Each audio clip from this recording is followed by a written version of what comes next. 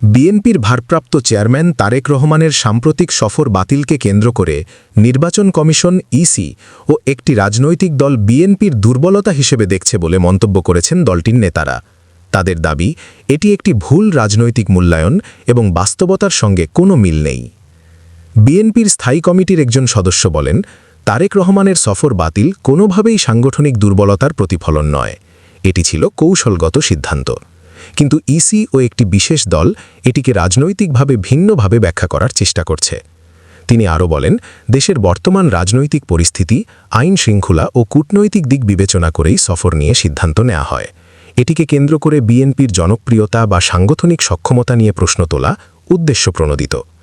BNP নেতাদের অভিযোগ, নির্বাচন কমিশন সাংবিধানিক দায়িত্ব পালনের বদলে একটি দলের ভাষায় কথা বলছে।